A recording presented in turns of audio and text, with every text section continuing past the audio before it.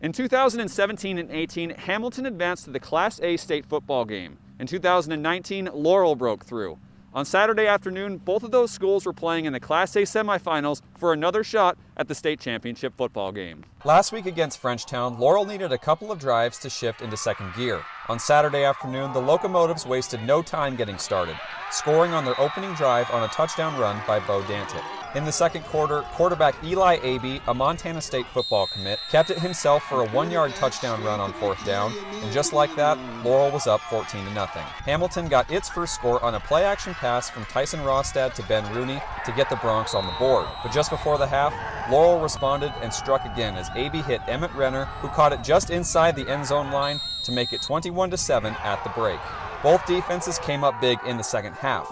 Tristan Lewis got a much-needed pick for Hamilton's defense, but as the Broncs were driving, Rostad attempted to avoid the sack and was picked off by James Oakes to swing the momentum back to Laurel. On the first play of the fourth quarter, though, that's where Hamilton's comeback began, as Rostad kept it himself from 2 yards out to make it a one-possession game. After forcing a Laurel 3-and-out, Hamilton moved quickly, and Rostad found Liam O'Connell with the impressive fingertip catch, and it was tied 21-21 with just over 10 minutes to play. But Laurel wasted no time in regaining the lead, as Abey kept it himself for a 7-yard touchdown up the middle with just under 8 minutes left. I tell the kids a lot, it's about composure, and it's about not hitting the panic button.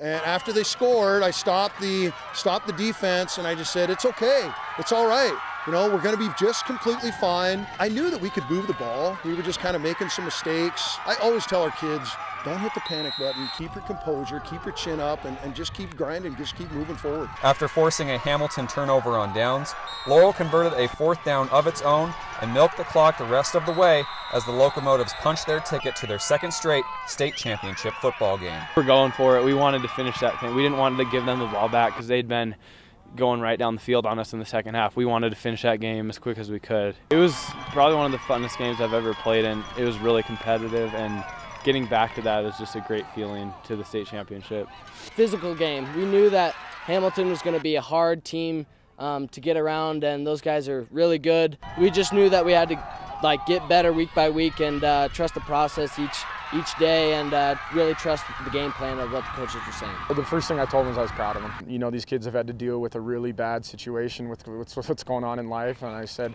the way you guys were able to fight through our quarantines and our having to wear masks and what we were able to do with no fans is, you know, it just, they got a short end of the straw here, and it's not just us, it's everybody across the state and the country, and they fought and battled and were able to overcome a lot of adversity. So it will be an all-Eastern A final, with Laurel taking on rival Billings Central to decide who will be your 2020 state champion.